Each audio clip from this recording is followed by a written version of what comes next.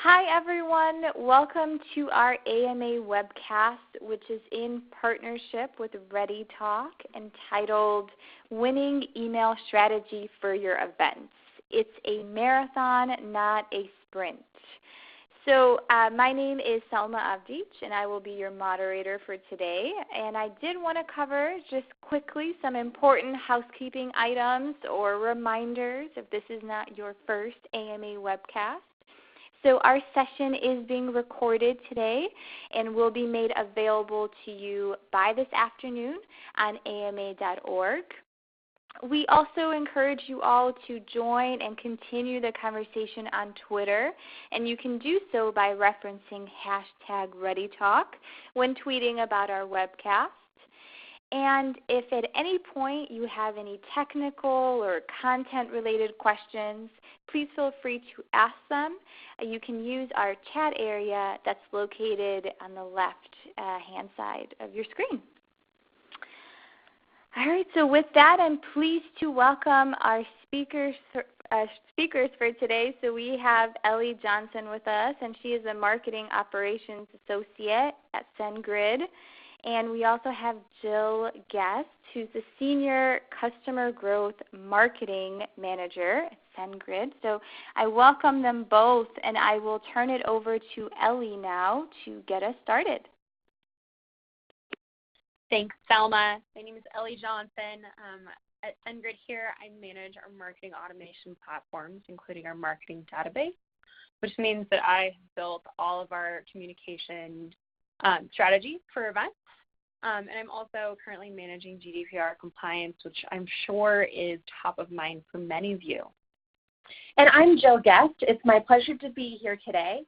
In my role at SendGrid, I'm responsible for the marketing strategy for onboarding, retention, and growth of our biggest segment of customers. And I have found that email marketing and event marketing are two of the greatest tools we have at our disposal as marketers to connect with our customers. I also wanted to share a little bit about SendGrid. We are a customer communications platform. We send over 40 billion emails every month on behalf of over 69,000 customers worldwide, like Airbnb, Spotify, and Uber. So today we want to talk about winning email strategy because it is a core piece of your event strategy for your live and your digital events. On the agenda today, first we want to talk about email marketing being your greatest asset for your live events and digital events, and how you can best leverage this channel. We'll also be sharing some specific recommendations for pre-event, day of, and follow-up communications. And finally, we'll look at some examples of some brands who we think do this really well. So, are you all ready to join us? Excellent. So first, before you get too far down the road of planning your event, it's important that you take a step back to evaluate the goal. This goal should inform how you go about planning, promotion, messaging, targeting, and even execution of your event. So I think it's important to step back and think about, is your goal here top of funnel awareness, maybe closing sales at the bottom of the funnel or building a relationship with a few key customers? Really, you'll want to understand what it is you're trying to move the needle on so you can measure and determine success. The next step is to confirm logistics, which might seem like a no-brainer, but it's nearly impossible to build a cohesive and successful campaign without first knowing the details. I know we've probably all been in the scenario where the events team is asking you to build out the email nurture series or invitations and landing pages without first telling you who's going to be speaking. It's just an important piece to nail down before you get started. Another piece of logistical information that you might want to keep in mind before is if you're competing with any other events or holidays around the time that you're wanting to host, because there's nothing worse than having a great program only to be derailed by something like a national holiday. Yes, always important to keep in mind. And then finally, setting expectations is a critical piece that is sometimes overlooked. So before you get too far down the planning route, you'll want to think about what other channels you have at your disposal to create awareness and drive registration in addition to email marketing. You'll want to get an estimate of how many people you are expecting to register and attend. And you'll want to make sure that that is based off of some real number, whether it be past performance, maybe industry benchmarks, or other professional contacts you have. Anything is better than your wild-ass guess here, because you'll want to understand if you have a realistic number in mind before you go too far into the planning. You'll also want to understand your budget and how much money you can allocate to those other channels. Now, if you're like many event planners, budget is limited, and that is why email marketing is a really good tool. We know that it is one of the highest ROI tools, and really once you have your email platform set up, you've built your own database of engaged subscribers, then the email marketing aspect of it is really free, and we love that. And then finally, it is important to identify all of this early on. And if you're working with other people on bringing the event to fruition, you'll want to mutually agree on all of these details with who you'll be working with. And trust us, it will save you a stressful conversation down the line if you have these conversations early on. Absolutely. Moving on to the who of your pre-event strategy, the first thing that I like to tackle is list size, because ultimately that's going to determine how many people you get in the door. Obviously, the number is going to be different for live versus web events because web-based events can cater to people all over the world.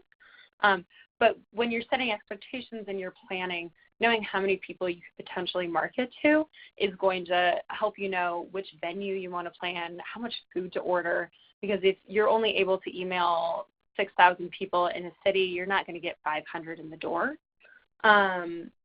And it's also important to remember that, there's a specific invite to registration ratio for every company, and knowing your baseline is going to help you in the long run.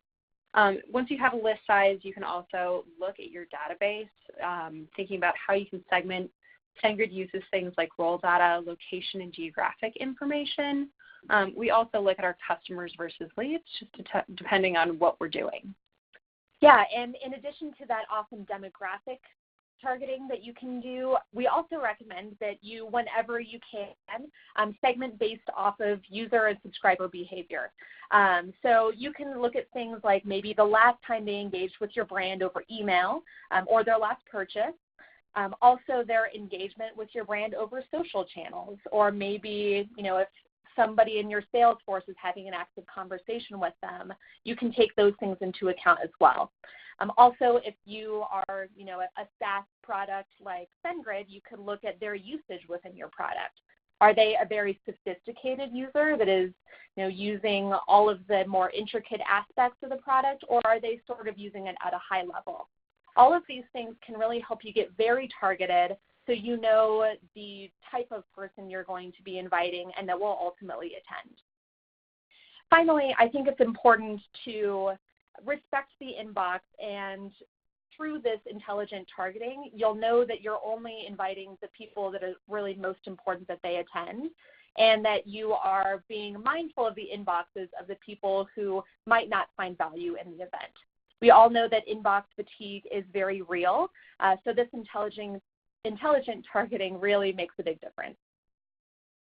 So a quick win for all of you: if events are really core to your strategy and you're sending a lot of event invitations to your subscriber list, I would consider adding an event option to your email preference center. Like Jill said, email fatigue is real, and if you have a customer or a lead who loves your guides, they love to hear about new products, but they maybe don't want to join you for a live event, it would be unfortunate for them to unsubscribe and leave your marketable database.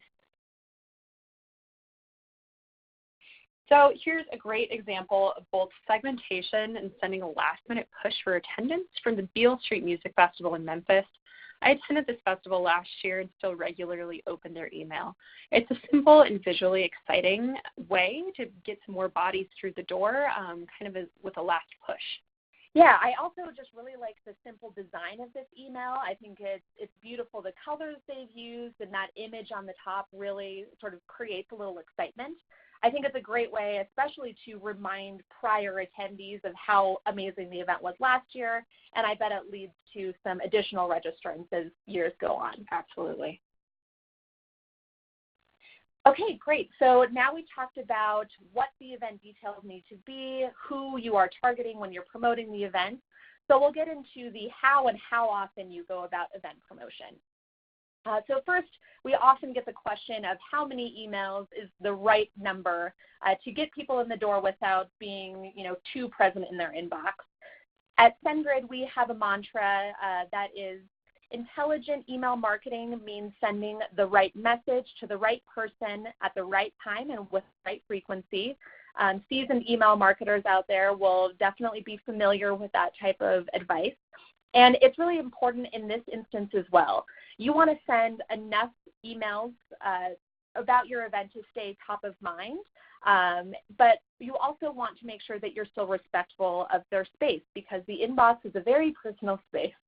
And also keep in mind that the law of diminishing returns applies to this too. So, sometimes you may see a ton of registrations after the first event and they tend to drop off.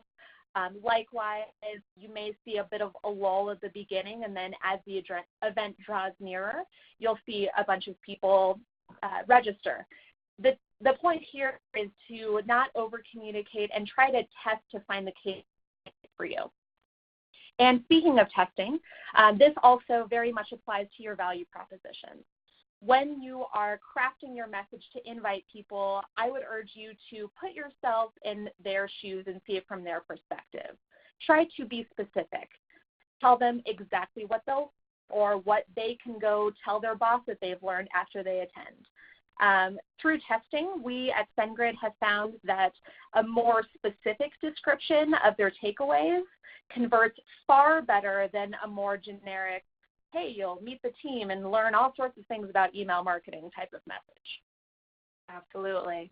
So once you've determined how many emails you'll be sending and what value props you'll be including in them, it's time to schedule your promotion. It's important to really be intentional about when you'll promote your event and through what other channels you might use other than email. Just like marathon training, it's going to be much more straightforward to execute and succeed if you've properly planned in advance. I generally will add emails to our email schedule as far in advance as I possibly can. And I also like to have all copy done before I start building anything. So everything is cohesive and it flows well.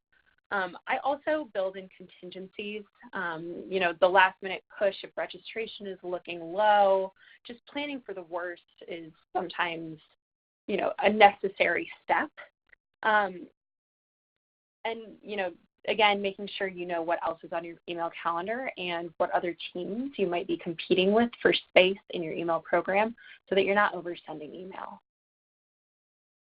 So another quick win, SendGrid has done a lot of testing around the cadence of email invitations. For live events, we generally send 4 emails over a 6-week period, starting with a saved date. We also use social to promote these events. For webcasts, things are a little bit different.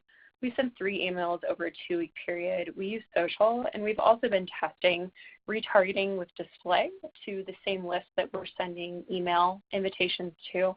We've seen an interesting and meaningful bump.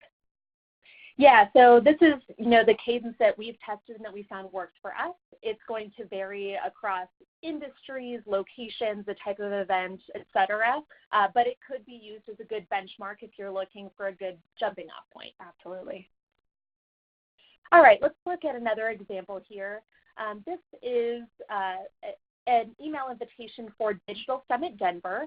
It is a live event that occurs in Denver every summer. It's a few days. And this is an example that I really like for a couple of reasons. This is not the first email invitation they sent. It, I believe, comes later in the series. But I love the angle they've taken here with convince your company to send you. I've seen brands starting to do this more and more, and I think it creates a really compelling value proposition that you can have a specific list of things to take to your boss and say, hey, I think that you should invest in my spending this time at Digital Summit so that I can learn X, Y, Z. I also like down there toward the bottom where it gives some very specific highlights and they quantify the value that they'll be providing. So things like there will be over 70 sessions, and the cost is about a third the cost of similar events. These are great, actionable, specific data points that I would imagine really help them convert additional registrants. Yeah, I would agree. Another great example here comes from HubSpot, a brand that many email marketers and event planners may have heard of. I also love this specifically because of the dynamic rendering component of it. You'll notice that the ticker has completely run out to 0. That's because I took the screenshot after the event had already passed. But if this were before the event, you would actually see in real time the time counting down due to dynamic rendering inside the inbox. I like this particularly because there's nothing that really creates that sense of urgency like a real-time ticker, and it's something that you can do with virtual events nowadays. Another aspect of this that I really like is the personalization. This was sent to a colleague of mine, Joanna, and I like that they have personalized it by including her first name in there. Even better if you can personalize it in more meaningful ways. Maybe say like, "Hi, Joanna, I would like to invite you to attend this event, and you can learn to do X and Y for SendGrid," for instance. I would even consider maybe adding some personalization to the subject line. So you've put in the time and energy to train, prepare for your event, and the big day is approaching soon. It's time to warm things up. Yes, and the warm-up in our fun analogy here is really the process of nurturing those registrants. So someone has signed up for your live or digital event, but the event doesn't take place quite yet. This time in between when they've shown the intent and when the event actually occurs is some of your most valuable time to engage with them. So I would urge you to take advantage of it in any way you can. You can use this opportunity to maybe send some related content if you'll be sharing content at your event, or maybe a sneak peek if you're unveiling something new. If you have the option to, maybe including a free trial offer or a discount. Or if you don't have any of those tools at your disposal, simply sending them a nice message that delights them, makes them feel welcome, and reinforces their excitement in the event. Another key piece of nurturing your registrants is reminding them of logistics. At SendGrid, we like to err on the side of maybe giving too much information because we know if people are frustrated or anxious about where they might find parking, whether or not they're going to have Wi-Fi, it might just be an easy excuse for them to stay home. Generally, I like to send details in our registration confirmation emails, and I also send a day before reminder just so that we're top of mind and we make sure that we're still on our registry's calendars. And one more quick win for you guys. The nurture process is an awesome place to utilize automation. Save yourself the stress of batch follow-up emails and try using a drip campaign instead. I know my anxiety level is always really high when I'm pressing send in an email, and taking that piece out in a couple of places might make your event communication process just a little bit less stressful in the end. Yeah, I also think it's great for multi-hat marketers that may be not only responsible for the email marketing component of getting the word out and getting people in the door, but also that day responsible for the planning and execution of the event. I'm sure there's probably some of those marketers listening, and my hat off to you because that is really stressful. But by using this type of tip and sending it in a nurture cadence rather than having to press send yourself can really help ease some anxiety on the day. Definitely. So here's one more awesome example from a happy hour that I signed up for at a conference a few weeks ago. I think it's a great example of how a confirmation email can give logistical information in a digestible way. There are no questions as to when or where the event was, and I think that the map is a really nice visual addition. So the big day has arrived. What is next?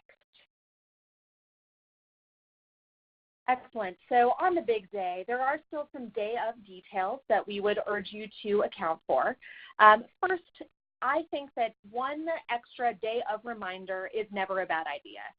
Obviously, email marketers like myself and Ellie, we always want to be cognizant not to over-communicate and to send more email than is necessary. However, if someone is taking time out of their day to join you, I think this is an instance where they will forgive you, even if you sort of err on the side of over-communication. It's a great idea to include the logistics once again. And if you'll be sharing slides at your event, a great idea to let them know in advance if those slides will be available afterwards, or similarly a recording if that will be available if they can't make it. If you are like us at SendGrid, you will certainly get this question, so it's important that you know the answer in advance. As a side note, we at SendGrid have traditionally included the slides or the recording afterwards. That is sort of a personal preference, and there's reasons for doing it or for not doing it. But we tend to err on the side of wanting to get our message out there, even if they couldn't attend the event live. Absolutely. In addition to an extra day of reminder, we've been testing sending one final invitation to engaged recipients from previous emails. Especially for webcasts, this has actually led to a meaningful increase in attendance. Automation and check-in logistics are great for day of two. For webcasts and webinars, providers like ReadyTalk make it really easy to track who is showing up and who is not. For live events, we like to use a tablet to digitally check in guests as they arrive and pick up their badge. It makes people feel special to know that you're anticipating them and you've been waiting for them. And likewise, it's important to be able to add any last-minute attendees through that tablet also. And finally, another quick win. I think it's a great opportunity as people show up in the door to shoot a little something special straight to their inbox. For example, upon check-in, you can send them a message reminding them of the Wi-Fi password, maybe the schedule of events, or if you have an after party, it's a perfect opportunity to promote that as well. So when live event attendees check in with SendGrid, this is an example of what we send them. We welcome them to an event. We let them know we've been waiting for them, and we also help them access a report that we talk about during the event. It's something that they can have in hand and reference as the day goes on. Okay, so you did it. You hit the finish line. Congratulations. The event is behind you, and I'm sure it was a wild success. Take a moment to pat yourself on the back because these things are really hard work. But before you sit back, kick your feet up, take a nice long and well-deserved rest, it's time for the victory lap. So most importantly, you need to say thank you. People have taken time out of their busy schedules. In some cases, they might have given you money to join your event, so it's important to let them know that you appreciate them. Make sure to follow up quickly to everyone who registered. With attendees, you can share the slides, maybe an anecdote from the day, photos, a highlight, and often it's nice to offer a discount if you're able. For no-shows, I would share the slides and then direct them to where they can access similar content. And again, revisit your goal. This is typically the last touch you're going to have with registrants related to the event. So use this as an opportunity to deliver your most powerful value prop one more time. Leave them with helpful content, helpful resources, even if they no-showed. Yes, and it's also important not to let the event end right as people leave the door or hang up from the webinar. It's important to take some time to measure your success. If you want to start at the top of funnel, you can measure reach in terms of maybe new names you've added to your database or brand impressions. Of course, you can also measure engagement with your emails. And if it's something that you're constantly testing, what email invite strategy works best for you, you should be able to show that with engagement growth over time as you learn what works best. I'd also urge you to measure any sort of direct revenue that was generated. If you charged for your event, for instance, you'll want to include that data point of how much money was raised. Similarly, if any sales were closed as a result of their presence at the event, you want to know that so you can at least take some credit in the attribution. And then finally, if you have customers, and this is really, the event was an excuse for you to connect with your customers in a deeper way, then you can look at influenced deals. You know, if they renew their annual contract after that, you'll want to make sure that the event is counted in the attribution in some way. And even after you've measured your success and you have hopefully a dollar value that you can attribute to it, it's important that you then tout your success. Tell your boss, maybe tell your boss's boss. The point is, the more that you have touted the praises of the event and how it went, it will be the best way to get the opportunity to do more of it in the future. So thank you all so very much for joining us. We know you all have busy schedules, and we appreciate your time. And we also know that many of you send email as part of your event strategy. There are many great tools out there. If you are looking for a simple tool to send marketing email for your event, we'd love for you to give us a try at sendgrid.com/free. Similarly, we have some thought leadership on our blog, all about simple and effective email marketing at sendgrid.com/blog. All right, wonderful. Thank you so much, Ellie and Jill, for your tips and also for providing these great resources.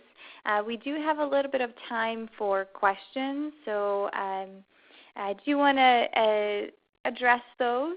So we have a question from Chris, who is wondering what your thoughts are on using emojis in event emails. So the short answer is it depends. Around the holidays, our data scientists here at SendGrid did a lot of digging into customers who are using emojis in their subject lines. And what they found was that for some customers, there was a meaningful increase in opens. For some customers, things just didn't move the needle. I think emojis are interesting, especially for in-person events, and it's something that you should definitely be A/B testing in your subject lines if you're interested in trying them out. All right, wonderful. Thank you so much for that response. We also have Lauren, who is wondering what buttons have you found work best? Yeah, that's a great question around button copy. For those who maybe aren't as familiar with A/B testing in your emails, the copy that you have in your CTA is one of the best ways to find lift from changing something in your email and to do a simple test. We have found that button copy that emphasizes urgency or exclusivity tends to perform better. Also, ones that are shorter and begin with an action verb.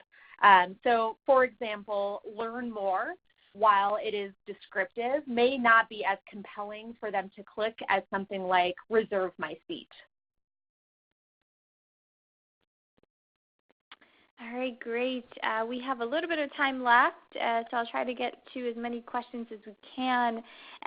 Ben would like to know, in your opinion, what is the best from name and email address to use? So, in my opinion, the best from name is going to be something that makes your recipients trust the email that is coming from them. I don't generally like to see from names reflect an actual person, but more something along the lines of event at your company or company team. It just makes the email seem a little bit more legitimate, a little bit less questionable. And then reply to address is something that is being monitored. I generally like for the reply to address to match the from name. It doesn't necessarily have to, but no matter what, it should not be no reply. Yeah, I also think an interesting test there may be sending an invitation email from one of the actual speakers. Sort of start building that relationship even before the event begins. Yeah, we've also tested that with nurture emails, and people generally do like to see at least a picture or a bio of someone who's going to be at the event. All right, awesome. Those are great tips. I think we have time for one more question, but please know if we didn't have a chance to get to your question, we will provide all of your questions to Jill and Ellie, and then we can have follow-up communication offline. But this one is from Clara, who writes, I'm planning an event with a partner. So do you have any suggestions on how to make it go smoothly? No pressure. Yes, great question. And I think many of us have been in that boat before where you don't necessarily have complete control since you're doing it in partnership with another company, but there are still some ways you can stay aligned. First and foremost, I think it's really important that you get aligned on your goals, expectations, and your calendars. If you both plan to send 3 invitation emails, for example, you'll want to make sure that those are staggered and not being sent the same day, because if you have overlap in your list, that's going to be a lot of emails about the same event from multiple different companies. You'll also want to make sure you understand and are in alignment on who's responsible for some of the reminders, follow-up communications, day of communications, etc. I think it would be pretty unfortunate if you both thought that the other partner was going to do it and then it was, a ball was dropped and that communication never happened. In terms of the look and feel of the email, if possible, I think it's great if you can co-brand your templates and have the images or the logos of both companies involved to sort of build some trust. And then finally, it's important to think about the subscriber experience and to set adequate expectations with your subscribers. So for example, tell them if by registering for the event, that means that they'll also be sharing their contact information with the partner. You don't want any surprises there. You want to have total and complete transparency when you're inviting customers and prospects that you already have in your database.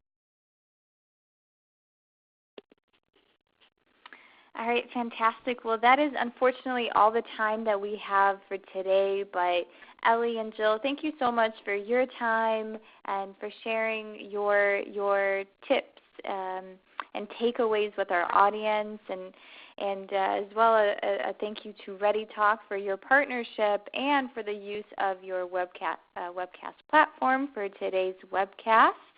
I also want to thank our audience for your time, your participation, and want to remind you that this webcast will be available by this afternoon on ama.org/webcast as an archive, so you can have the opportunity to review all of these great tips at your convenience. I do also want to let you know that we will have a short survey at the end of our webcast. So if you can kindly provide your feedback, let us know what you thought about today's session, also what topics you're interested in hearing about for future sessions. We would greatly appreciate it. And I wish everyone a great rest of your day. Thank you so much again.